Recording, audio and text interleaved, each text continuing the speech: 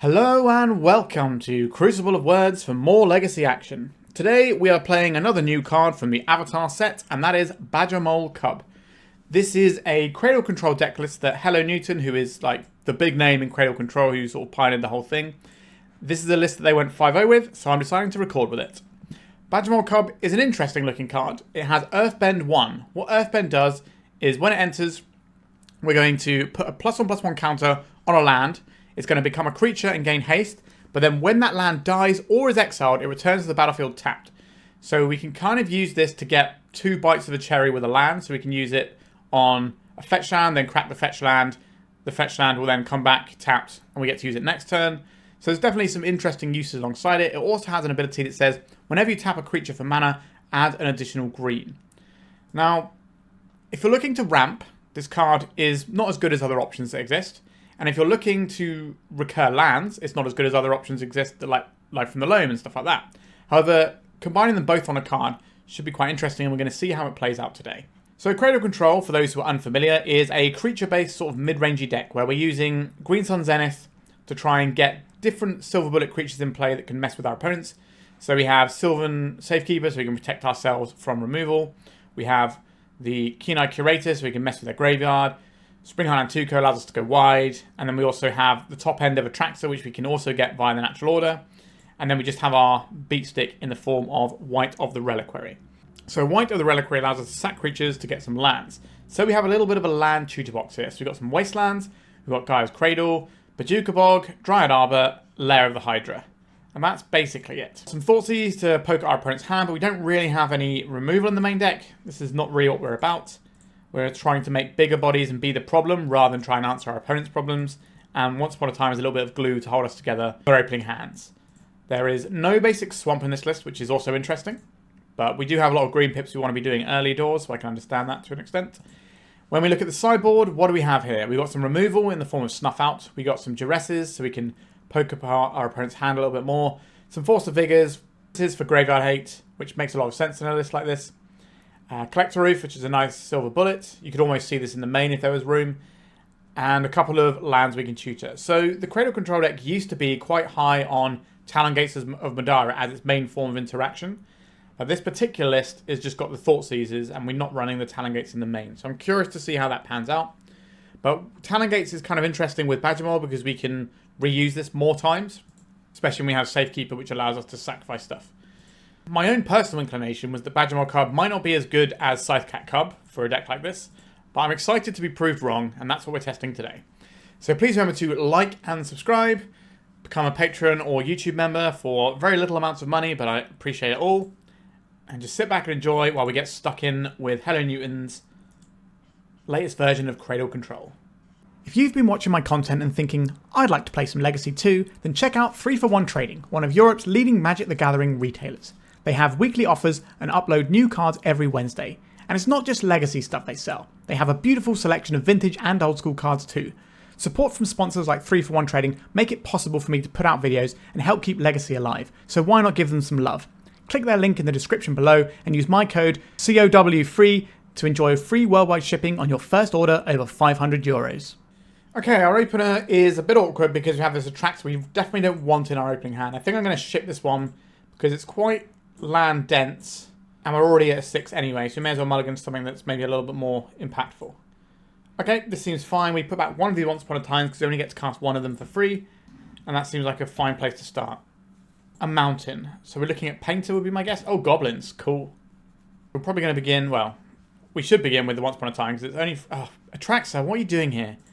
Just got rid of you and you're back again. We have no way of putting this back into our deck either. Would I rather have... I think I would rather have an Ignoble Hierarch than a Sylvan Safekeeper here. Just going to take this Hierarch.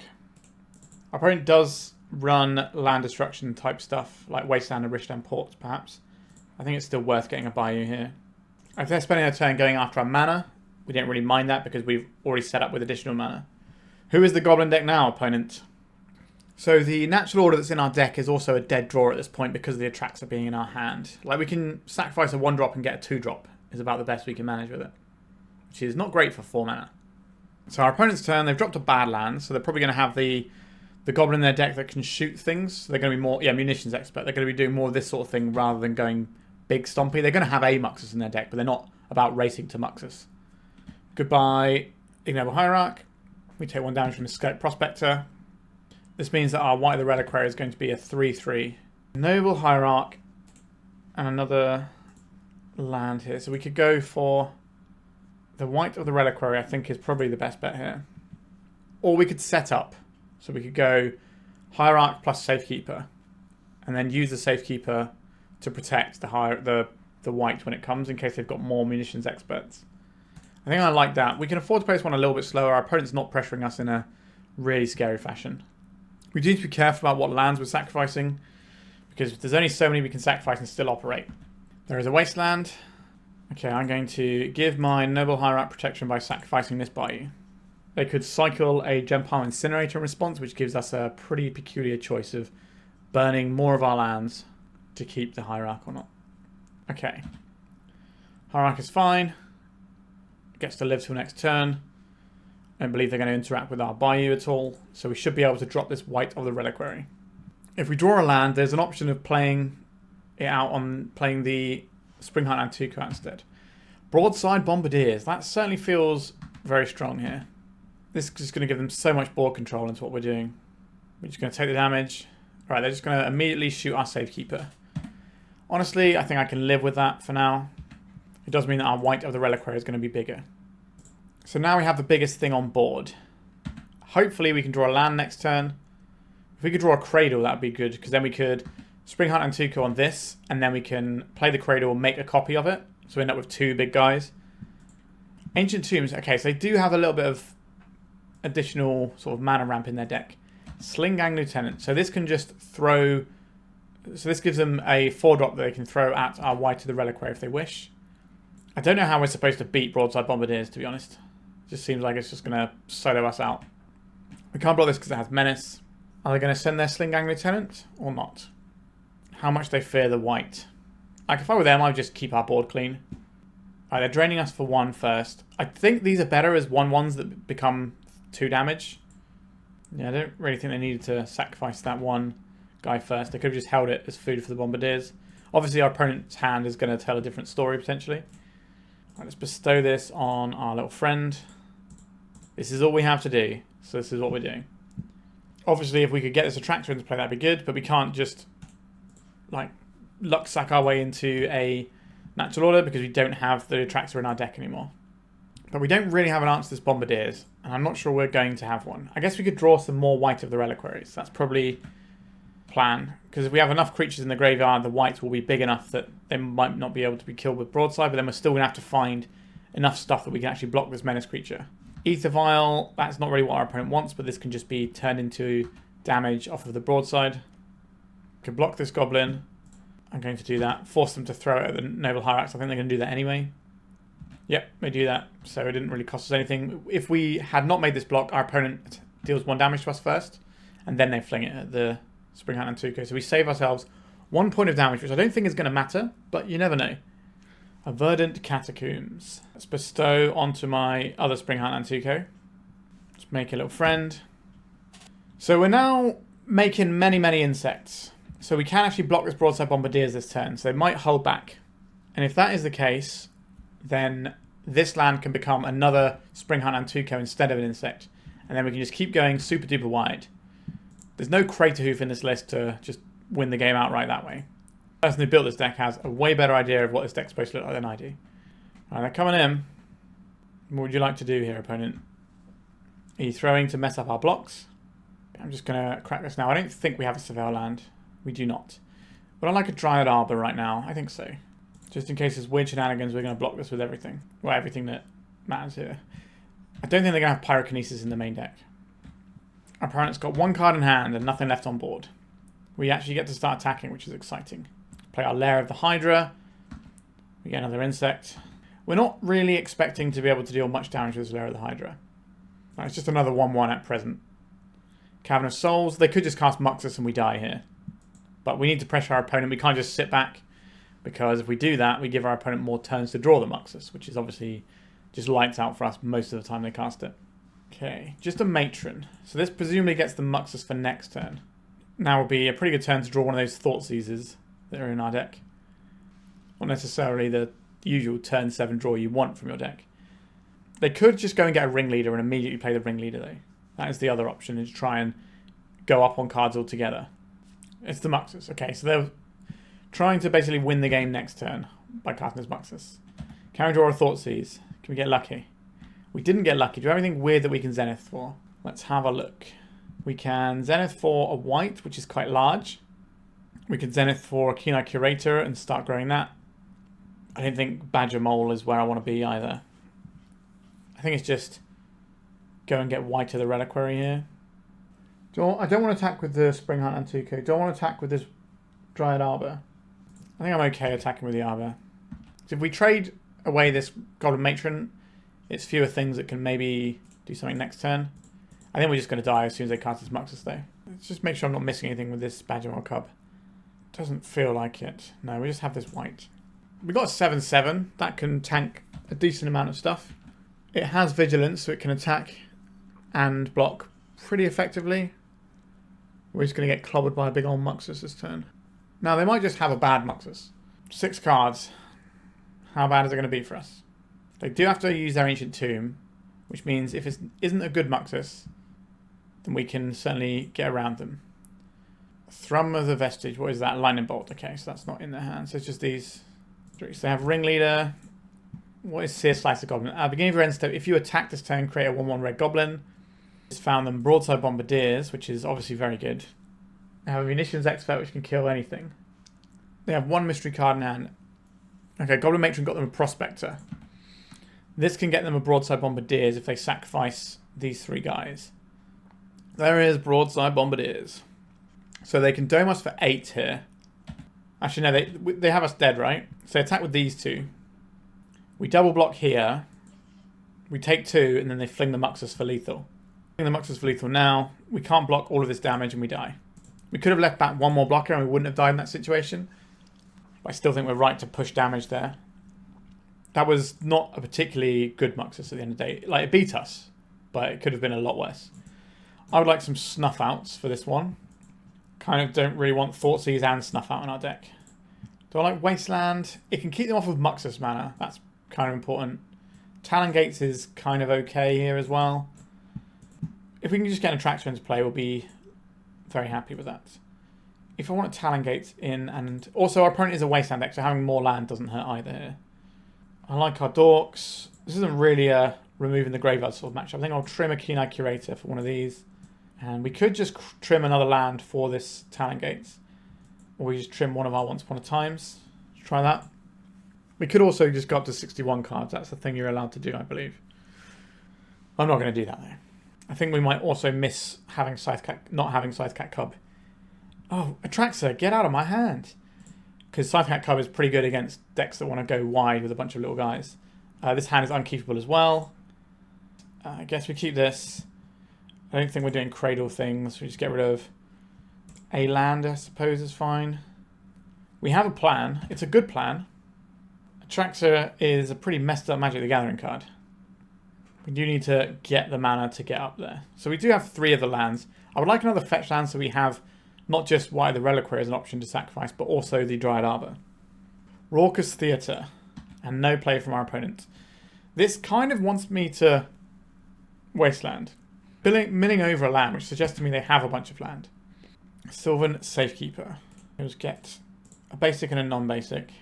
Is that even true? No, I think we just get 2 non-basics. I'm not expecting Blood Moon out of our opponent in this matchup. Let's just get our little guy in. And then next turn, we can play the Safekeeper. I don't really want to sacrifice lands to the Safekeeper, though. Because our whole plan is just cast Natural Order. The rest of our deck is more or less irrelevant. Okay, a Lightning Bolt. And a Wasteland. Not a fan of that one. Where are Mana Dorks? You are not a Mana Dork. I'll play out this Wasteland. I'm not going to use it, though. I think our opponent has more lands. And all we need to do is cast his Natural Order. Now, they might have Pyroblast, so they might be able to kill the Atraxa. But we still get to draw some cards. Not that many, though, given the nature of our deck. We have quite a dense supply of creatures and lands, but not a lot of anything else. But we could find a Snuff Out. We could find the Springheart Nantuko, which is also an enchantment. So we might be able to pick up 3 to 4 cards off of it. Cavern of Souls. Naming Goblin. What a surprise. It's a munitions expert. They're going to shoot our Safekeeper. I cannot afford to lose lands, I don't think, here. Our entire game plan hinges on this. We just need to draw mana dorks. We have 8 in our deck, right? Snuff Out. I mean, I'm going to play this because we need to hit 4 mana. Just phase this one out. It doesn't matter because it comes back in their untapped step, so it's going to be able to attack us. I think we just want to get our lands down. We have a Snuff Out for anything spooky, so we can take a little bit of damage off this munitions expert and just try and work towards this natural order. Broadside Bombardiers. That's the sort of creature that I would like to snuff out. 4 life is obviously quite a big chunk, but the board control that the Bombardiers offers them is too much for us to overcome. We're just trying to stick some little green guys and turn them into a big green guy. A Cradle, that doesn't help us. Our draws have been not great, and we did multi 5. But the fact is, we can still win this game relatively easily if we can just find some green creatures and stick them in play. Battlecry Goblin, this is going to increase their clock quite a bit. They're not going to make a token because they're not going to have 6 power. They're only going to have 5 this turn. But that's still 5 damage, which is more than I would like to be taking at this stage of the game. We're fully at the mercy of the top of our deck. Once upon a time, I guess. A Noble Hierarch we can't cast. We take the Wooded Foothills, right? We can play out the Wooded Foothills. Next turn we turn this into a Dryad Arbor. We get the mana off the natural order and we can Atraxa. That might be a too little too late because we're going to take at least 5 damage this turn. Possibly lethal. We might have to just Dryad Arbor and block, which is rubbish. If they pump twice, they hit us for exactly lethal. So we would have to block with our Dryad Arbor if they did that. Prospector. So now if they activate, they also get the token. We block, but we take 2, 3, 4, 5. And then they can pump again, and then we die. I don't think we have a way of winning this game. If our opponent plays correctly. They might anticipate us having something which might change what they want to do. We could Wasteland to change the timing of when they can pump. So if we Wasteland now, before they go to attacks, then we just take 3, 4, 5, 6, 7, 8. So we take exactly lethal if we Wasteland here. So that doesn't work. We have to let them attack and then block with our Dryad Arbor. God, this is awful, isn't it? So we go to 7 here. We soak up 3 damage though. But then they pump again and we're still determinately dead, right? So this is 3, 4, 5, 6, 7, 8. We need our opponent to see it, obviously, but I don't think they're going to miss this one. That is game. Alright, not a great start for us. But we've got 4 more rounds to go, so let's get to it. Okay, we're on the play. Okay. We can Hierarch into either Wight the Reliquary, Thoughtseize. Alternatively, we can Bojuka Bog on 1 and then hold up the... And have a second turn which involves double spelling. But I think just getting the Hierarch out is better because what if we draw like a black source? Then we get to double spell on the second turn whilst also having played a spell on the first. Here is the Hierarch. Grim Monolith. We have no main deck Collector Ouphe to reach for here. I guess we have to Thoughtseize here. Khan the Great Creator, the One Ring. These are all bad in different ways. If we take the One Ring, which is just the best card, that does leave them with a Khan. Ensnaring Bridge us. Can we beat Ensnaring Bridge? Can our main deck beat Ensnaring Bridge? No. That feels like a significant problem with our deck if we can't beat Ensnaring Bridge. Oh, I guess we can attack with lots of Hierarchs, right? We can stack these up because they're 0/0s when they attack. Oh, sorry, 0/1s when they attack. I think that means we're taking the Khan. Yikes, that feels bad. We want to get a land down this turn. We can natural order next turn, which is going to be our plan. So we'll just Bojuka Bog, strip out this Khan, just to get our land drop out of the way. Next turn, we get Atraxa in. And hopefully we can put enough damage through this One Ring. It doesn't matter. Playing a Nexus isn't going to be tapping for loads of mana just yet. But we're going to see the One Ring, which is also going to make their Ancient Tomb pain-free this turn if they find anything they want to do with it. So they could go and get a Kozilek's Command and just kill our Ignoble Hierarch, and that would be really good against us right now. But they would need another piece of mana for that, like a Lotus Pearl, which they didn't have, thankfully. Okay, I think the plan is just natural order. It's the only sort of like busted thing that our deck can actually do. Our deck is very fair, so we have to lean into the unfair because we're playing against a pretty unfair matchup. What do we want here? Badgermole Cub looks okay. We can like double stack Wasteland next turn. Okay, I'll take a Badgermole Cub. We get a Green Sun Zenith. Doesn't even get us anything good though, because we don't have what we need. I guess we can get another Badgermole Cub and just keep the Wastelands going. Okay, we'll lean into that a little bit. And then, do we just want a Lair of the Hydra? We've already played a land for the turn, but having another attacker later on might be okay. We can make copies of Atraxa using the Springheart Nantuko. Not that that's the most effective thing in the world. I have seen an Abzan list, which isn't really Cradle Control, that's running Badgermole Cub as a 3 of, that looked more sort of up my alley of what I like to play. It has more of a tutor box with its Zenith as well. They didn't play the Saga because they wanted to get more mana online. I think they should have drawn with the One Ring before they played the Urza Tower, just in case. That is a Fleshraker that we knew about. We could die this turn. Grim Monolith. We use F6 this turn. Candelabra of Tornos. That's a good one. It's going to untap 2 of their sources. They've got 3 cards in hand. We need to hope they can't string together anything too exciting just yet. And then we can maybe Wasteland them. Now the Wasteland, when it comes back, is tapped. So we can't just double Wasteland them in one turn.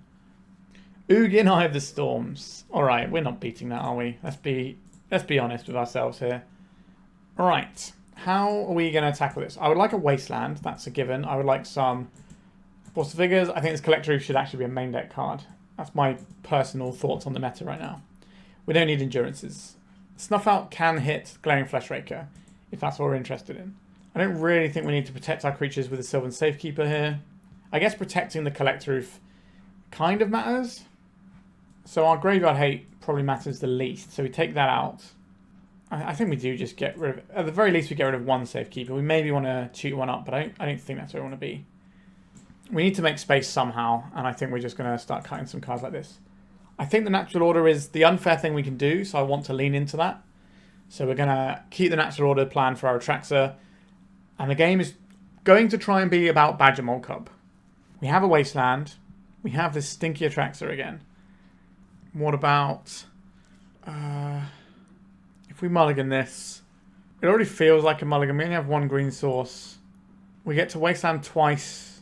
No, we get to Wasteland once on turn 3. I'm going to mulligan this one. I don't want this Atraxa in my hand. This doesn't have the Wasteland that we really need, or the hand disruption. We do have access to Collector Ouphe, so I think that's still fine. I'll bin off some land, it doesn't really matter. I'll keep the one that doesn't hurt us, because the Bayou not hurting us might make a difference when they have things that do increments of 1 damage in the form of Glaring Fleshraker. It could end up giving us another turn. Grim Monolith. Got a key. Lotus Petal. Mox Opal. Sure, they have a lot of mana. But what are they going to do with it? Manifold Key. They have even more mana. They're 1 mana away from Ugin on turn 1 here. The 1 ring on turn 1. Can we realistically beat this? Probably not. Our deck is just really fair. Candelabra of Tornos. A Badgermole Cub. Not especially exciting. I think we go and get this Wight of the Reliquary up and running. And then next turn we can go and get Collector Ouphe. And then we can work towards getting Wasteland off of this Wight and then rebuying it. But this is just so slow compared to our opponent just drawing a million cards from turn 1. Fleshraker. I think our chances to win this game are pretty close to 0. I think we're in less than 5% to win this game. Fleshraker is starting to ping us. They still have their Candelabra to use, which they can go up. But obviously, the mana they get off of the Ancient Tombs does hurt them. So it might not be something they're that interested in just yet. Alright, no, they are. They're just going to keep cementing their massive leadership above us. Oh dear. If we get a Collector Ouphe in play, they can't Lattice Lock us at least. 1, 2, 3 mana. Oh, Lotus Petal. Okay, so they can Lattice Lock us right now. 1, 2, 3, 4, 5, and then this is 6. Okay, so we are completely stone cold if they go for Lattice Lock. Because we can't... Well, I guess we can attack and we can force them to block with a Fleshraker. But they do that once, and then they can just plus this on a 1 ring. They could die to their own 1 ring. That seems incredibly unlucky if that would be the thing that happens. But considering the massive power disparity between our 2 decks, I think we need to just try and hope that they lose to themselves. Oh, this is bad, isn't it? So they're going to get 2 more spawns, so they can just block with these. I think we just scoop it up, actually. I don't think we're realistically doing anything here. Yeah, our opponent turn 2 played like 1,000,000 mana. Yikes. Let's go to round 3. We are struggling today. Round number 3. We've got Thoughtseize into Badgermole Cub giving us double Wasteland. That's kind of neat. I'll try this. This means we have to get a Bayou if we want to Thoughtseize, but we don't have a swamp on our deck anyway, so it's just part of the way this build is configured. Alright, our Thoughtseize is showing us a bunch of things. Do I care about any of these things? We don't really care about Bowmasters at the moment. Obviously, always like messing around with cantrips our opponent can have. Prismatic Ending can deal with our Badgermole. Maybe it's the ending. Or am I worried about the Stoneforge? We can take out their only white source. Take out the ending, I think, and we're trying to try and get them with our Badgermole plan. So they're going to get 1 turn of 2 mana, but then we might just be at the mercy of our opponent having white mana at any point. Alright, they're leading off on the Underground Sea because that's when they care about getting Wastelanded the least. That makes perfect sense. Atraxa can beat out a Cauldron though, if that's what they're going for, because we'll gain more life than they'll deal. Another Cradle, not great. Badgermole Cub, here we go. Our Wasteland is now a little critter. Now this is kind of the dream scenario with Badgermole Cub, and I don't think it's going to be good enough to win this game with us. So this turn they can Tundra Bowmasters down our Wasteland, but then it comes back. Or they can just get a Stoneforge Mystic down and try and put us in sort of check to whenever they get a white source. Alright, they're going for a different line with just a cantrip. This means they might be working towards some kind of fatal push. We can put an Atraxa on the stack next turn. That's what the Badgermole Cub is allowing us to do with this Wasteland. Because this is going to tap for green and 1, and then we have another land from hand. But do I really want to send it into what our opponent can have? I guess sacrificing the Wasteland to the natural order, if it gets countered, doesn't really matter because the Wasteland will come back anyway. And because they didn't play anything out this turn, I'm not that worried about the Stoneforge. They shuffled off the Ponder. That's not a sign of strength right there. They're just going to Thoughtseize us. They are going to Thoughtseize us. Okay. So we're kind of all in on the old Badgermole strategy here. We could draw another Cradle, another natural order. Once upon a time. Okay, let's do this first. And I don't think we're going to find anything that changes the damage we're doing, but we'll see. A Wight of the Reliquary looks pretty good. I also quite like the Keen-Eyed Curator. Our opponent's probably going to have some graveyard synergy somewhere, but I think just making more and more threats isn't a bad place to be. I don't think we're playing it out though. I think we're just going to take our opponent's white source. We already know that's good. And this is the first time Badgermole's got to do anything that looks remotely good. They have a Wasteland. They might go after our Wasteland here. Hopefully they go after the Cradle. We've got this other one just rotting in our hand until this one's gone. Right, they're going after our black source when they know that we put a White of the Reliquary into our hand. Yep, that's pretty good. And now they're casting Tamiyo, which is also pretty darn good. A natural order, you say? We can't do anything with this natural order. I think we just Wasteland our opponent. We'll attack here, see if our opponent blocks or not. We might be able to cheat some damage through here, but they might just block and be like, no, I'm not falling for that. Alright, it was worth a try, wasn't it? And now we have this White of the Reliquary sort of stranded in our hand. We have a natural order that will be good if we can ever cast it. They've managed to find access to white mana, which is their removal colour. Okay, they've just gone for blue and they're going to cast a Brainstorm and flip the Tamiyo. I think we're in a lot of trouble. A Windswept Heath. Can't quite do what we need to do just yet. So this comes in at the Tamiyo. I don't really want to get the Dryad Arbor into a potential Bowmasters here. So we're just going to go and get our Bayou, deploy our White of the Reliquary, and hope that we can get there with it. Our creatures are attacking for such a small amount of damage at this point. I think if our Badgermole Cub was a Force of Will. Yikes. If our Badgermole Cub was a Scythecat Cub, we'd have a much more realistic chance at actually just having killed that Tamiyo. We do have a natural order next turn. Maybe. Not firing off the Wasteland is interesting to me.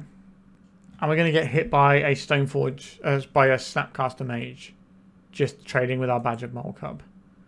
That is real bad if that's true. I think the power of Tamiyo means that we have to try and mitigate the damage that Tamiyo can do to us. So we have to get this 1 point in. 1, 2, 3. I'm going to play out this other Cradle. Keep this one. Goodbye, Badgermole Cub. You can become a good creature instead. Boom. Atraxa. Okay. Green Sun, Zenith, Thoughtseize are both pretty good. We only have one instance, we'll take that. Wasteland can keep our opponent down here. We can take the only creature, probably want the Ignoble Hierarch, because that taps for both of our colours. And then it's either Green Sun, Zenith or Thoughtseize. I think it's probably... Well, the Thoughtseize is awkward with the Tamiyo, but if we can kill the Tamiyo, then we don't care that much. Now, I'm just going to take the threat, I think, because they're kind of in check to this Atraxa, because this will delete the Tamiyo next turn if they don't answer it. You crack your clue. What was that they're getting back? A Brainstorm. So we have a pretty easy kill on the Tamiyo. They're looking for an answer for this Atraxa, and they're just scooping it up. Okay. The Badgermole getting us a couple of Wastelands was okay. Our opponent's a 3-colour deck. I don't mind having Wastelands for that. I like some Duress Out. We've seen Stoneforge Mystic, which kind of makes me want to have these Snuff Outs. But I don't think that's what we were going to be doing here. I don't hate Endurance. This is like another guy. Let's have a look at what we want to cut, though. I like the Thoughtseizes. It's probably a better answer to Stoneforge Mystic than Snuff Out, weirdly. So we're going to keep those in. I think our big plan of going over the top is essential here. Keen-Eyed Curator does a very similar thing to Endurance. I think we'll just keep that in. Safekeeper looks good here if we have more lands. We're boarding in 1 land. We could board in a 2nd land. But we need to find 4 cuts. I could just cut out these 4 Once Upon a Times. And just fill our deck with more things that we actually want. Keeps our overall threat density... Well, I suppose our threat density slightly goes down because these can be threats. But our cards are going to do the things that they do instead of being mystery cards. And... half the things we're boarding in Once Upon a Time doesn't hit anyway. Just going to keep making threats and hope that they do enough. Okay, I think we have to get a Bayou and play a Hierarch. If our opponent holds open mana, they could end up like killing our guy and then... Okay, here's a question. Can we beat our opponent if they flip this next turn? I'm not sure we can. So I think we have to duress now. This also potentially paves the way for the natural order in a couple of turns. Ponder, Kaito, Gaea, Thoughtseize. Let's remind myself about what this Gaea does. Exile target non-land permanent with mana value 1 or less. That's really good against that deck, isn't it? Thoughtseize taking our natural order is also pretty good. I don't think we can let them have Gaea though. That's too good against what we're trying to do here. The other option is to hit the Ponder and try and strand our opponent for mana.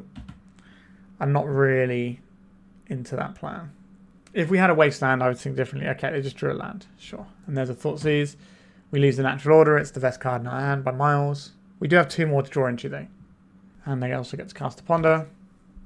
We get to dump a couple of Hierarchs into play, which isn't the most exciting. Maybe like a Badgermole Cub can make these tap for 2, and then we can actually just Green Sun for Atraxa. That's an option. Wight of the Reliquary. I could get this up and running right now, or I can just get more mana available. We're going to get tagged by a Kaito next turn. So I think we're better off just getting a couple of mana dorks, because they're not really worth tapping down, whereas a Wight of the Reliquary would be. This also makes Cradle a better draw for us. Wasteland. We're probably going to lose our Bayou, I would imagine. They might just prioritise getting the Kaito in, though. That's a relatively difficult game object for us to interact with. Although if they're tapped out with the Kaito, we can pressure it with the Exalted. Yep, here comes the Kaito. We're surveilling. 2 cards on top of their library. That doesn't fill me with a great amount of joy. If we get another... I'm trying to work out how we can kill this Kaito. We could get a Badgermole, attack with a guy that's going to get +2/+2. So we'd be coming in for 3 damages, which isn't enough to kill the Kaito. I don't see how we can get an additional damage. Just check to make sure I'm not missing anything. And then we lose our Green Sun Zenith to do that. We could just play out our Wight of the Reliquary. Okay, I'm going to play out this Wooded Foothills, and then I'm going to Badgermole, I think. It does give it haste, if I remember rightly. Creature with haste, yes. We go to attacks. This gets to pressure the Kaito for 3. And then the Ignoble Hierarch will be able to tap for enough mana to play the Wight of the Reliquary as well. We tax for black. The Badgermole gives us a free green off of it. And here comes the white. I think that's a pretty reasonable turn. Our opponent doesn't look like they're running sweepers. Then they would probably have like Supreme Verdict if they were running a sweeper. So Badgermole here is looking alright. If this was a Scythecat Cub, we could have got the Scythecat Cub, played a land, put a count on this, double the counters on it, so it has 2 counters on it, and then it attacks for 4 and kills Kaito. So I think Scythecat Cub, if we had the option, would have been the better pick there. We wouldn't have got to play the Wight of the Reliquary as well, but we wouldn't let them just have a Kaito steaming into us again and drawing them an additional card. I'm certainly not a Cradle Control player. It's not really a deck that I spent a lot of time playing with. So some of my metrics are wrong, but sometimes it's nice to have an outsider's perspective on things as well. So just letting you know how I'm feeling about these cards as it goes, because the reason you probably clicked on this video is because you want to see how Badgermole Cub does in Legacy. Okay, they milled over both cards this time, including a Brainstorm. A Murktide Regent. Well, we can phase it out for all the good that's going to do us. 1, 2, 3, 4, 5, 6, 7. And they got Stoneforge Mystic as well to follow up. This is going to be a Cauldra. Assimilation Aegis. That's pretty cool. So we can go and get a land. Can we actually get any lands that matter or do anything cool? No. Like, Wasteland is fine here. We can cut them off of black. But that's not actually the problem we have right now. I think step 1 is play the Talon Gates. Phase out the Murktide. And then I think we attack the Kaito with these 2 guys. Because that will kill the Kaito. Oh, no. This goes to the Kaito. This goes to the Kaito. They can't block them both, so they're just going to have to take it and let the Kaito die. Then we can turn this Wooded Foothills into a Wasteland. And take out their black source. Oh, wait, this comes in tapped, doesn't it? It does come in tapped. I'm not going to... I could Bojuka Bog now, just to make sure this doesn't grow any larger. I don't think that's where I want to be. I could go and get Cradle into their Wasteland. I don't like the look of that. I'm just going to get the Wasteland and threaten to cut them off of colours next turn. So they might Wasteland our Wasteland. 1, 2, 3, 4, 5, 6, 7, 8. So we have enough mana to cast a Atraxa. We got white, green, black. And we can't make the blue. I guess we can filter, but that's not really going to work. Okay, so we lost our best creature. They get to crack in for 6 here. They didn't want to put in the Assimilation Aegis to get rid of our guy, which is kind of interesting. They have a Tamiyo. They've got some clues they can crack as well. We are a million miles behind here. Atraxa. 1, 2, 3, 4, 5, 6, 7, 8. 1, 2, 3, 4, 5, 6, 7, 8. Plus this also taps for 2. So we need white mana, black mana. We need to get blue mana. 1, 2, 3, 4, 5, 6, 7. I'm going to play around days using this Wasteland. We haven't played a land yet, so this can find us another Wasteland. Cracking the clue token. I want the Thoughtseize. I would love a black mana source. We don't have access to one, unfortunately, which is genuinely really problematic for us because they're just going to Assimilation Aegis our thing, and we don't have a way of blowing this up. Wow, that sucks. I guess take a Cradle, a Hierarch. Actually, no, we have this land. We haven't played a land for 10, right? We can take the Thoughtseize. And then we can take the white. Okay, so we only got 3 cards off this Atraxa. We can now play our land. Oh, wait, do we have another black source in the deck? We don't have another black source in the deck. Are you kidding me? Just 2 Bayous, and that's to cast all our black spells. Ugh. Okay. Guess I play this Dryad Arbor out, and we will take our opponent off of mana. Make our life more difficult. I can attack with a 4-power guy here. They're going to exile this. This comes in. They attack with the Stoneforge, and we block with the Dryad Arbor. I feel so outclassed by what my opponent's doing. So in comes the Aegis. Goodbye to the Atraxa. They don't have the mana to equip. This is 3 to equip, right? No, it's 2 to equip. So they have a land. They can turn their Murktide into an Atraxa and we lose. Or they can turn their Tamiyo into an Atraxa and we lose. They didn't have that, though. But we don't have a way of blowing this up. This is going to put us to 1. Our opponent's on 12. I don't think we can bap them for lethal. We don't have a Cradle Ouphe in our deck. Yeah, we got nothing. Jeez. We are struggling to put anything together with this deck. Do we need to board in a Force of Vigor? so that we actually have a chance. Do we want these Snuff Outs for Murktide now we've seen them? Maybe. We strip in some Thoughtseizes here. No, it's probably the Duresses that we have to strip if we're doing that sort of thing. That gets us a couple of Snuff Outs. Maybe we trim on a natural order, but the natural order is like the best thing we're doing, but they have Swords of Plowshares. I'll take another Snuff Out so we can deal with some of their guys. Let's try this. Maybe the Keen-Eyed Curator would be better off as something else as well. Although keeping their graveyard in check for Murktide feels like an important thing to do. Our deck just seems so incredibly fair. And I don't think Legacy is about doing fair things. Like even our opponent's like control-y deck still has the Tamiyo thing in it, which is pretty unfair to be honest. Thoughtseize into no follow-up play. With the Atraxa stuck to our hand as per usual. I'm going to mulligan. Okay, this one is a bit better. What are we going to bin off? Probably just a land. I believe we lead off on the Hierarch. I guess I'm going to get a basic forest. So the plan next turn is to bestow the Springheart Nantuko on the Ignoble Hierarch and then get on the Noble Hierarch, then get 2 triggers off of it. And then we get to Thoughtseize our opponent. Okay, they might take our Thoughtseize, or they might take some of our action. It depends what they're most scared of. Green Sun Zenith. Okay, so we get to make the same plan that we wanted to last turn. There's no threat of days on the other side of the board. Bestow this on our little friend. Let's play a land out. Make a guy. Crack this. Go and get Bayou. Make another little guy. And then I will Thoughtseize my opponent. I'm going to take... I don't think we beat the Stoneforge Mystic. I hate giving them this Brainstorm. But they don't have a fetch land immediately. I think we just take the Stoneforge here. If our opponent's board is empty, then we can just keep swinging and then maybe that'll be enough. There's a Tundra. They don't want to try and take our last card. A Wight of the Reliquary. Play this around any potential dazes. They might Brainstorm in response. They did not. I'm going to play an Ignoble Hierarch out. And then we can attack for 3 with one of these guys. We can start pulling out all the lands we want using these tokens if we get to untap with our Wight. I think this turn our opponent's going to Brainstorm, shuffle away at least a Thoughtseize. They have the Flood Strand, so they can make this a perfect Brainstorm, get rid of the stuff they don't want. It's kind of just like drawing 3 cards probably. Alright, there goes the Flooded Strand. I'm not anticipating our opponent having Wrath when they've shown us a bunch of creatures. Here is a Stoneforge. They're just going to go get a Cauldron and just win combat. They are indeed. So what is our strategy to deal with this? Phasing out probably isn't the worst. So this guy attacks for 4, and I think that's probably what we're doing. Oh, I made a mistake here. We could have attacked for 5. That's on me, because what we do is we play this land, and then we make a copy of our Noble Hierarch.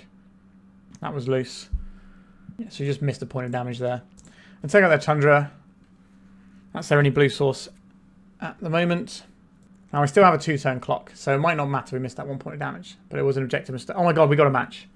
We got a match. I wasn't sure that was going to happen. We needed our opponent's deck to kind of fall apart a little bit. They didn't find any removal. We just played like a bunch of dudes. Alright, we're on the board. No reverse trophy. Beautiful. Maybe we can even get a positive record because there's still 2 rounds to go. Once Upon a Time is pretty good. I'm going to keep this one. It's only 1 land, but we have a spell we can play which enables the rest of our hand. And we have a Once Upon a Time which can get things going. If we find a black source, do we take it? And a Thoughtseize is the main thing I'm curious about at this moment in time. We didn't find a black source, so it doesn't matter. I guess we'll take some guy. This is a black source for next turn. We find another land. We can play Badgermole Cub first, which then gives us 2 mana off this Hierarch, so we get to play another Hierarch and a Thoughtseize, which is okay. Our opponent is a well-known combo player, though. So I'm anticipating that we're going to get our clock somewhat cleaned. Are we going now? Or are they trying to get stuff out of their hands so they don't get Thoughtseized? What is that? Quantum Riddler. Here it is. So our opponent playing a deck called the Riddler, which isn't actually named after this card. This is just a new part of it that they've started running. If they're playing what I think they're playing anyway. It's like artist talent and stuff like that. Alright, we're not getting a full reshuffle here. I do like the Wasteland. We're not going to play the Badgermole this time. We're just going to go strip this out. Thoughtseize our opponent's hand. Wheel of Misfortune. I hate resolving this thing. Alright, let's go for the Ignoble Hierarch. So our opponent's got nothing. If we draw a land, we can put an Atraxa into play. That maybe gets us there. Another Saga. Okay. We're not going to get an opportunity to do much about this saga, really. They're going to play as Quantum Riddler from exile. Also pretty good. They're leaving the material in place. They don't want it shuffled back in later. And they have reasons. Ooh, that's an interesting one, isn't it? A Cradle. So if we play the Cradle out, it taps for 2. So if we play Badgermole first, then that's just fine as well. Because it'll make these tap for double. We're going to get Badgermole. I'll put it on the Cradle is fine. No, if we put it on this, it's even more mana, right? No, we want to tap this one. So we will get rid of a green creature. I guess it can be Noble Hierarch. Atraxa. Do Atraxa things. Thoughtseize we probably want here. Springheart Nantuko is an enchantment. This is a creature. Just take a fetch sam because we already have the Cradle. Or do we just want to have double Cradles? No, we need black, really. So we tap this guy for black. Thoughtseize our opponent's remaining cards. It's just a Spirit Guide. Okay, but we can fight over Urza Saga beats pretty well. They have to burn a petal if they want the Urza Saga to do anything, really. Actually, that's not true, because they've got this Volcanic Island in hand. Ignore me. So they can crank out a few medium-sized boys. We can make our Atraxa slightly bigger, if we're interested in that. We could also copy our Badgermole and start that whole train running. Boomerang Basics. They're bouncing their own Chrome Mox. This lets them draw a card because of the Quantum Riddler. The new card. And a Chrome Mox. So this counts every draw. So if it's even your draw step at the beginning, it gets replaced with 2 cards instead of 1. They're not going to attack into our Atraxa. We could just make lots of Hierarchs so that our Atraxa swings for loads and forces them to block, hopefully. I like that. Let's bestow this on this guy. And I'll play this out. I'll pay using this mana. I'll crack this. Get Bayou. That's for a bunch. We could have done this slightly cleaner this turn as well. We could have got more creatures into play. We're kind of at the mercy of our opponent's deck doing nothing, really. How much is this? 10? This is a 2-turn clock that we established, which is fine. They will not block with the Riddler here. They'll just let us gain a bunch of life. And then kind of move on with things next turn. Because if they get to do their thing, it's just going to go over the top of everything we do anyway. So I got a big guy. We also have big guy. We also have expendable bodies. But we could have played out both Wight the Reliquaries last turn. Which makes our Atraxa very, very, very big. I don't think we're worried about their fair beatdown plan. And neither are they because they're tapping the Urza Saga for mana instead of making a guy. A Lion's Eye Diamond. Did you find what you were looking for, opponents? An Echo of Eons, and we probably lose this game. Is this front-siding an Echo, and then they can backside it again in a second? It is. Okay, we have a bunch of things that don't matter. Does our opponent kill us? That's what matters. We don't have a way of taking this Riddler out. Rite of Flame. I guess we can just F6 this turn. We're either dead or we're not. We're getting a new 7 again. Some more Hierarchs. We can really go to town on the Hierarch plan. Artist Talent. So this means that whenever they cast a non-creature spell, they discard a card and then draw a card. So they can filter through their deck and find the pieces they need to combo off. They can also make their spells cost cheaper if they want, and they can also make their spells deal more damage if they go for like a Grape Shot line. I don't think having Lethal Storm is going to be a problem for our opponent. It's whether or not they get to keep spinning their wheels and doing stuff. Okay, they've leveled up Artist Talent. So their non-creature spell is going to cost them less mana. Yep, Manamorphose, giving them a card and 2 mana for just 1 mana is pretty good. I think our opponent has it at this point. They seem to be spinning a lot of things around. Boomerang Basics, another new piece of technology. They're going to bounce their Chrome Mox. This then gives them another loot that they get as well. And when their hand gets low, the Quantum Riddler kicks in. When they have 1 or fewer cards in hand, their draws get increased. So the Artist Talent will be drawing them 2 cards after they discard a card, which is obviously a pretty sweet engine. Boomerang Basics, doing this again. So they do the draw discard thing. Yep, the Boomerang Basics thing again. Boomerang Basics seems like some really cool tech. I think Brian Cook played an Epic Storm list with 3 in the board and trophy with it recently. Right, that's very dead to Grape Shot. They leveled up the Artist Talent, so each one of these deals 3 damage as well. So I guess we need some disruptive elements. The Collector Ouphe looks like an absolute banger here. Force of Vigors look fine. I don't hate the Wasteland. The Snuff Outs kill the Riddler, which is kind of a big part of their plan. We don't need Sylvan Safekeeper, so that can get out. I think we want the Atraxa still. These things, I think we're just taking out these Once Upon a Times. We don't really need Springheart Nantuko. We're not doing that sort of thing. And it's probably like Badgermoles that go. We could maybe take out a land. The Badgermole does let us have a Wasteland. We'll take out one Badgermole Cub and we'll take out one fetch land or something. So boarding in a Wasteland. We'll try this. Now they do have Boomerang Basics, so there's an argument for keeping the Sylvan Safekeeper in. But if they're spending their Boomerang Basics to bounce our thing instead of basically drawing them like 3 cards, then I'll take that. Thoughtseize, that is the best card that we have. Force of Vigor, possibly the second best card we have. So we're not in a terrible spot. Now our deck is absolutely horrible into what our opponent's doing as a general rule. Because we're trying to sort of have this long protracted game where we grind little incremental bits of value here and there. And our opponent's just being like, no, we're just going to win the game now. Quantum Riddler, Gamble, Chromox. I'm just going to take the Riddler. I think that's the correct take. They can probably get an Echo of Eons on the stack this turn. If they want to. So they can play this Chromox. I'm just going to blow this up so they don't have enough mana. If we blow this up in response, they still Rite of Flame at Lotus Petal, but that's not enough. Is this where I'm actually fighting with this Force of Vigor? It might be. I think it is. I'm going off the Wight because our plan is to get Collector Ouphe. It stops them doing a wheel. They still exile the Manamorpho to their Chromox. What? I guess they want to gamble here. They still get to echo us, don't they? But at least they have less material in play. If we're getting echoed anyway. Alright, we've drawn the Collector Ouphe. Just pass the turn, opponent. Be a friend. We are F6 until they cycle us into a new hand. Right Flame, Right Flame. Wheel of Misfortune. Oh, I have to work out how to do this one. Each player bids something highest number. We pay 16.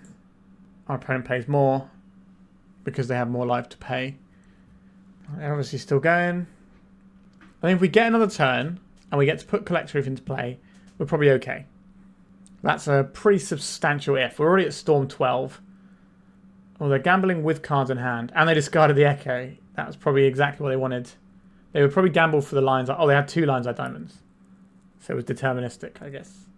Maybe they gambled for another Lion's Eye Diamond so they'd have more mana. But then you play out the first Lion's Eye Diamond first, right? We've got a new hand. Okay, we can snuff something out. Do I want to snuff something out is a bigger question. It doesn't look like they need Quantum Riddler here. Boomerang Basics, bouncing their mocks. Yeah, this seems like some pretty good technology for them. Wheel of Misfortune. We pay 3. Wow, we get a turn. What do we get to do with our turn is a different question. Okay, we Wasteland. Play out some guy. And we hope for the best. So Wheel of Misfortune is just completely off for our opponent now. I don't know how many they have in their deck. It's very much a Killer Bee special. One of the only players I think they might be the only player I've ever seen play this, apart from when we've tried to play Killer Bee's deck and it went horribly. Okay, just a land and a pass. A Badgermole Cub.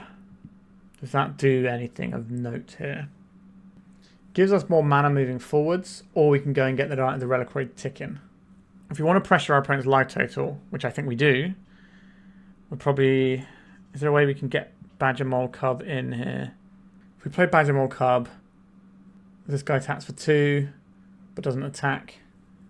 If we play... It's kind of like a 2-turn clock either way, but our opponent might have some ways that their own life total matters here. I'm going to get Bayou, I think. Oh no, if we get Dryad Arbor here... Oh yeah, this is lethal, right? If we get Dryad Arbor... 1, 2, 3... Yeah, this is lethal. And we go Badgermole Cub. Because it gives haste. So we put the counter on here. This gets +1. Wait, what? Why is it... Oh, it becomes a 0/0. Okay, no, it doesn't work the way I want it to. Well, it's the first time I've used Earthbend. So it becomes a 0/0 creature. I thought it was going to make it lethal. That was a mistake. It's still fine. Like, this is still a worthwhile thing to do. They need to draw something good this turn or they're dead. A gamble. What a way to try and win the game on 1 life. Casting the card, gamble. They discarded Dismember. I don't think that's a card they wanted on 0 life. So they have the thing they want. We have to hold up because we have the Snuff Out, so maybe killing the Riddler is going to be a good way to impact their strategy. Wear Tear. They saw this coming by it makes it a 0/0 creature. For a minute I thought we just found like a really, really sweet line to win the game then. Lion's Eye Diamond. There's the Echo of Eons. Right, is our opponent's fresh 7 going to be enough? We have nothing, so we can F6. We can turn the F6 off later if we need to. Doing some calculations, work out if there's any way that we could have put lethal into our opponent last turn. This, attach for 1. Okay, we won the game. I don't think there was a way that we could have made lethal though. I'm just going to submit. So the Keen-Eyed Curator is better than the Endurance because I think the Endurance isn't ever going to catch the Echo of Eons really anyway, and the other guy beats down for more. Okay, we have a hand disruption spell. We have to keep this. It gets a little sketchy from that point onwards, but we're on the draw, so we're going to get to see another card. We're probably going to get to see many more cards. Our opponent just casts a bunch of wheels and throws us into the bin. City of Traitors. That's a nice big burst of opening mana. Lion's Eye Diamond. The illusion of choice of our opening hand, perhaps. Wheel of Misfortune. I guess we have to pay 19. Well, our opponent can also pay 19. So I pay 18. Okay. They have 1 card in hand. We can Thoughtseize, and it will kill us. Or we can cast this Duress. I think I know which one I'm going to do. Pyro Spellbomb, get out of here! Oh dear, that could have been absolutely devastating. Artist Talent. Yep, this is pretty good moving forward. Not the most useful mana source I've ever seen. Let's take out this graveyard and just get a land in. Do I want 2 Green Sun Zenith here? I think I do. No, this is Collector Ouphe, isn't it? Next turn, if we draw any mana source. Yeah, we have to just hold out for the Collector Ouphe. Okay, they're just leveling up the Artist Talent. That's fine. Mana source we can use. Play out the Cradle. Play out the Cub. Counter on the Cradle.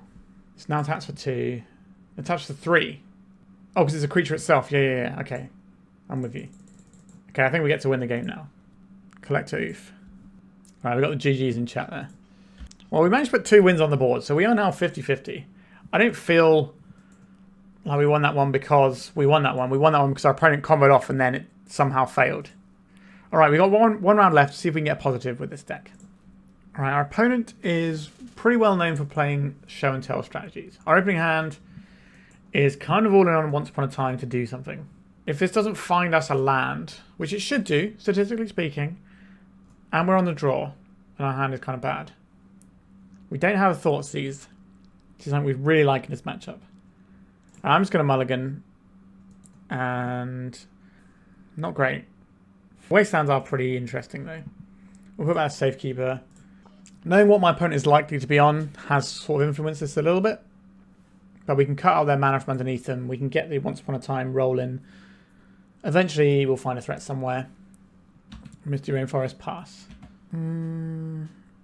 So we can play out this Wasteland and then force our opponent to not surveil land. I think we are just going to play out the Hierarch though. Our opponent's seeing us getting just some dirty green creatures probably absolutely loving life over there. Because their deck goes so far over the top of what we're doing that it's going to be a bit embarrassing on our end. There's the Thundering Falls. We could have forced them to get a basic. So they do get a Surveil. They're leaving it on top, so it's kind of not really any different. Volcanic. Blue and blue. Bouncing our poor little guy. I'm going to wasteland our opponent on their Volcanic, and that way if they have to bounce a land to daze, if that's the thing they're running, then the Thundering Falls goes back to their hand. This is going to be a game brought to you by Wasteland if we can win this one. I hit the Thundering Falls there. Even though I said I was going to do the other thing, I clicked the wrong one.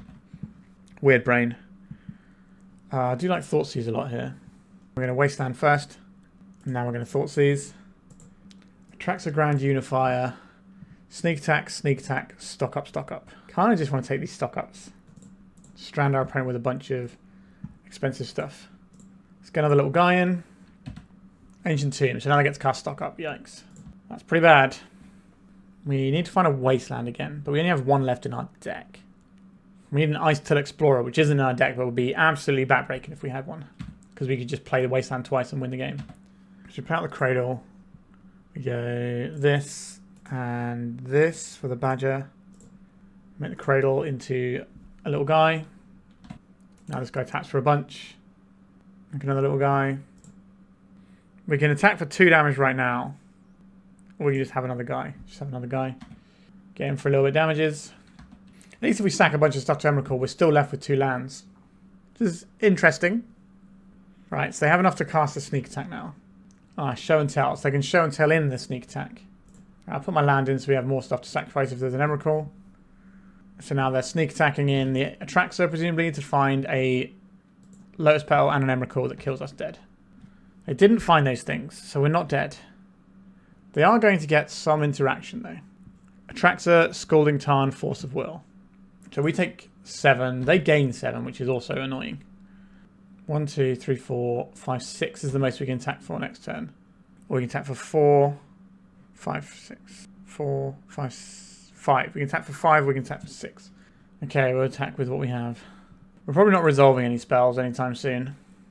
Like, meaningful spells. They'll let resolve some 0-1 guy. They're going to sneak attack in an Atraxa. If it finds them an Emrakul, we are dead. Oh, they just have the Emrakul. Get wrecked me, I suppose. We don't sacrifice all our permanents, but we do lose 15 life. How are we supposed to beat this deck? I think more Wasteland. Wasteland is good. Duress is good. Force of Vigor is good. I could play Collector Ouphe just for Lotus Petal. It's probably fine. This matchup looks absolutely miserable, so I think it's worth trying. I don't think we need these Once Upon a Times. I don't think we need the Safekeepers either. The Keen-Eyed Curator is beat for more. Snuff Out isn't really very good here. If they just show and tell in a big monster, I wouldn't mind being able to phase it out. So maybe I'll get rid of a Curator. I don't think we have a realistic chance of winning this game. I think, you know, we can maybe smash them down with a bunch of Wastelands, and that'll be fine. Also, when we Thoughtseize our opponent, we could have just taken out their Atraxa, but that would leave them with 2 stock-ups, which would definitely get them in there in the end if they draw the land. We just had to hope we didn't draw the land. Wasteland, Noble Hierarch, Badgers into natural order. I think this is reasonable. I don't think we're going to mulligan to one of our 6 hand disruption spells. Maybe we're supposed to do that. I think if we can apply pressure and then get something that draws us what we need and maybe forces them to pitch a blue card they don't necessarily want to pitch, that can be really useful for us. Here is the Hierarch. Just an island. We can't wasteland that. So if we play the Badgermole, the Cradle will tap for enough to natural order this turn. Okay, that looks pretty good to me. The Cradle. If that's a 4, we natural order. What are we going to sacrifice? I think it's the Noble Hierarch. We're going to Brainstorm here. We're going to Flusterstorm. I think we're supposed to try and put something really good on the stack there. It's the only thing that keeps up with what our opponent does. We are incredibly cold to our opponent's deck, though, at this point. Maybe Wastelands can get us there. But he's going to show and tell straight away. Yggdrasil. Glad we brought it in the Force of Vigors. Drew a Force of Vigor. How do we cast the Force of Vigor is the next question. This taps for 2. This taps for 3 mana, and this is 4. Do when our opponent doesn't have any soft permission up. And we wasteland this. Again for 1 damage. Sorry, 2 damage. Now it looks like we're doing alright. The problem is we're not really applying enough pressure to shut our opponent down. A natural order again, you say. It's a reasonable amount of pressure, isn't it? This is... We'll crack this for Dryad Arbor. I'll natural order away this Dryad Arbor. Can get Atraxa. What do we have here? Not the most exciting selection of things, if I'm being perfectly honest. Would I like another Cub, or would I like a guy that makes us tap for more damage right now? Probably the guy that makes us tap for more damage right now. Get Enchantment. I guess we'll take these Talon Gates, and that'll have to do. So now we're doing something pretty reasonable. So again for 3, next turn we can get in for a lot more. 7, 8, 9, 10, 11. So we're not quite at lethal yet. We're 1 away. We might be able to take this one down. Maybe our opponent was all in on that Yggdrasil. Oh wow, they're letting us have a turn. How many arts can we make this turn? 1 additional one. That's not really enough, is it? We don't have a 2-turn clock on our opponent. This will come in tapped. We'll put this on the... Do we put it on the Badgermole or do we put it on the Atraxa? We can make a copy of the Atraxa, which maybe gets us a Wasteland. 8, 9, 10, 11. So we attack with these 2. And we play this, tap this. We're going to get a copy of Atraxa. I guess we can't get a Wasteland because we have to copy, don't we? We can get a Wasteland for next turn, but next turn doesn't matter. We'll keep the old one. Just want this to trigger. Okay, we found a Duress. That's very much the sort of thing we're after. Force of Vigor, Wasteland, and some guy. Now we get to Duress. There is a show and tell. They do have a Fury, but Fury won't answer our board. Play out this little guy. We don't have the ability to wave away stuff with the Talon Gates just yet. So what do they need here? Fury's not going to cut it. And they're dead. Okay. So we managed to get that one. Largely off the back of the natural order. But the Badgermole did allow us to cast it maybe earlier than our opponent was expecting. I think we just submit again. Assumed okay. Thoughtseize, but nothing else. I don't think we can keep this. Duress and some action. I will take that. I think we're probably not doing Wight to the Reliquary stuff. We're just trying to Duress into natural order. Because our opponent can go next turn, we need to Duress on turn 1. Which means we can't natural order till turn 3. They're going to brainstorm and hide the goodies. They are indeed. Which might mean they can't kill us next turn. They need to wait to draw the next card down. So it might give us another turn of breathing room to find more disruption. Commandeer. We've got Mages of the Moon over there as well. Our Mages of the Moon is going to be less than ideal for us. We have 2 forests in our deck that we can find. Yep, there it is. Let's play a mountain. I think we're just going to steadily bleed out to this Mages of the Moon. It feels real bad getting hosed by Mages of the Moon when our strategy is so fair. Like, you normally see Mages of the Moon trying to hose the unfair strategies. Like the really, really big skew strategies like lands or, you know, cloud post and things. And we're just like playing a bunch of little guys. I believe this Mages of the Moon is likely to go all the way. We need to draw 20 cards to be statistically on to draw a forest. Now, the forest can obviously be the top card of our library, and that will be fine. It was not the top card of our library. If they cast Show and Tell, we do get the Atraxa, which digs pretty deep, but they get an Emrakul. And I'm no mathematician, but I think this is bigger. That was not the one we wanted. Also, this natural order is dead now because we have the Atraxa. Not that it matters. We're just dead to this Magus. But I think we have to Duress that turn because if our opponent has Sneak and Show ready to, like Show and Tell ready to go the following turn, we just die. So we have to try and disrupt it.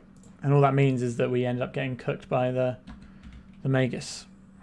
We have no real interaction for Magus other than just get our basic in first. And we can usually play pretty well off of Dorks and things, so we can kind of ignore it that way. But answering it after the fact isn't really viable for us because Snuff Out can never kill this in our deck because the only swamps we have are non-basics and they're not going to be swamps anymore. I guess we can cast it off of a Ignoble Hierarch, but then we're already fine. Alright, I get an Atraxa at least. They get a sneak attack. They also then get to Emrakul all of our permanents away. We don't have a window where we get to do what we want to do here, do we? Get the forest though, that's nice. Oh, would you look at that? Okay, we are very dead there, and that is the end of the league. So we finished with a 2-3, which isn't a great record. And one of those rounds that we won was because our opponent cast several like Echo Vions and stuff and then fizzled and didn't go off. The one round we did win was when we managed to mana screw our Esper mid-range opponent. So let's talk about this deck. As you may have picked up from this league as I was recording it, I don't think this deck is particularly good. I think there are some serious problems with it in terms of our lack of interaction. We don't have enough silver bullets in the main deck, so you know we don't have the Collector Ouphe, which is a thing you will see in a lot of Green Sun Zenith decks, because you really need this to even contend with some decks. And just not having access to it feels a little bit sketchy. Pretty much all the games we won were off the back of either like natural ordering for Atraxa or maybe wastelanding our opponent a bunch. Now, what you really want to hear is my thoughts on Badgermole Cub, the new card that we're trying out. I think this card is fine at best. Like, I don't think it's great. So, it's quite slow for some of the things it's doing. Now, some of the things it did involving when we used this on turn 2 after a mana dork to suddenly give us the natural order on turn 2 that was a bit unexpected. That was a nice big jump of mana, but that did require things like Gaea's Cradle to be involved. And I think when you're looking at it like that way, Gaea's Cradle was the thing that was doing the heavy lifting to give us the turn 2. Generally speaking, this is going to give us maybe a turn 3 natural order from like the mana side of things. And we already have that. We got mana dorks. This guy on its own gives us a turn 3 natural order. So it's not really ramping us that much unless you have the busted Gaea's Cradle things. But I don't think that's the Badgermole Cub being great. It's Gaea's Cradle being really good and then just getting a tiny bit of extra juice from the Badgermole. What I will say is the earthbending is fine. we certainly had some like recurring some things, but it comes back tapped, so you never get to double tap someone with a Wasteland. And if you want to recur Wastelands, there are easier ways of doing that. I'm not sold on the Badgermole Cub at all. I think it's too fair and too slow. Like a 2/2 body is kind of bad. We had a matchup where if we'd have had the Scythecat Cub, it would have just been better because it was bigger. Like we lost to goblins and things, which is like a tier 2 strategy in Legacy maybe. Maybe not even that. Sorry, goblins players, but you know probably better than I do. It just didn't really feel like we were doing very much that was good apart from natural order. It was just, oh, we got this cool natural order and then that's it. Our toolbox with the Wight of the Reliquary is kind of small. We've got Bojuka Bog, we've got Cradles, we've got Lair of the Hydra, we've got Wasteland. That's it. There's no like Maze of Ith to keep us alive. We haven't even got the main deck Talon Gates of Madara, which was always a key part of these decks before that looked pretty good to me. So yeah, I don't think this deck is up to scratch for what Legacy is doing. Now that being said, Hello Newton did 5-0 a league with this, but I think a lot of that is down to him being very, very good at playing these sorts of decks. And he's going to get far more out of it than I ever will. Now, I did mention earlier in the video that there is an Abzan list I saw that looked pretty good. I'll just quickly pull that up for you. Okay, so this is the sort of Abzan list that I saw that looked a little bit different. So this is a 4x Wasteland build to try and leverage Badgermole Cub a little bit more. It's only running 3 Cubs. It's got four Scythecat Cub, which I think looks really good. It's got the Collector Ouphe in the main deck, which is something I would definitely want to have access to. Quirrell Ranger is interesting as well. It can do some interesting bits and pieces, flipping stuff around. It's got a 1-of Elvish Reclaimer alongside the Wight of the Reliquary. It's got Talon Gates of Madara in the main deck. It's only got the 1 Cradle, so it's less in on the Cradle. So it's not trying to do the natural order thing, but the rest of the deck looks better to me. We've got Endurance instead of Keen-Eyed Curator. I think I would probably... I don't know. I think this is just a hedge against the Ouphe Spells decks. I still would like a Keen-Eyed Curator in here somewhere. It also has Ice Till Explorer, which is a card that I think is very good. You don't always want it, but when you do want it, it just wins you the game because you just go, okay, I get to double Wasteland you. What are you going to do about that? And you get to do that every turn. It's just complete backbreaking to some people. It's got a nice Grist that you can search for. It's got main deck removal, which is something I'm also a fan of. So I think there are definitely some ways you can play. I don't think this is, oh, look how good Badgermole Cub is deck. I think Badgermole Cub is kind of an interesting thing in this list, but I wouldn't be surprised to see the number of Badgermoles getting cut. Everyone seems to be running 3 in these lists at the moment, and I think that might just decrease. I would rather have a Keen-Eyed Curator over the 3rd Badgermole Cub in a list like this one. But this also has access to Gaddock Teague out of the sideboard, which I really like as well. This is much more of a Green Sun's Zenith deck because it's got more different things that we can find. It's not trying to do the natural order thing. Now, the natural order thing was one of the things that did win us our games today. But I think the rest of this deck looks better than the rest of the deck we played today. But the natural order side of the deck was obviously the best thing we had going because people just weren't able to answer the Atraxa and we could just kind of blend people with it. The other build had the Scythecat Cub, so it can play like Badgermole and Scythecat Cub together at last, I suppose. But yeah, I think this particular list is not the one for me. I think I would much rather play something that's a little bit more interactive. Maybe isn't trying to do the natural order thing. I don't think playing 4 Badgermole Cubs is where I would want to be in Legacy. I'm not sure playing any is where I personally would want to be. But I think if you're playing a creature deck, this feels more like a Green Sun Zenith target than a thing that you build your deck around. This particular list is built around it to maximize the natural order. But I think if you're doing that, maybe you just want to have 4 natural orders, put in a Crater Hoof, and just really, you know, send with your big turns instead of just trying to have just the Atraxa, which is glued to my hand most of the time anyway. Alright, I hope you enjoyed this one. Trying out new cards. We'll be continuing to play new cards as we go forward. Don't you worry. Please remember to like and subscribe. Join the various patrons and YouTube if you've got the money. I really appreciate it. And goodbye. If you'd like to support me in the channel, please check out my Patreon. It has a free guide to budget turbo depths as well as 3 tiers of support. A low-cost one that enters you into my monthly raffle for a free donation deck on the channel, a mid-tier subscription that gives you access to my detailed turbo depths guide that is updated every month as well as regular articles, and lastly the higher tier gives you all of the above as well as a monthly donation deck for my channel. If you're interested in supporting the channel this way, please check out the link in the description.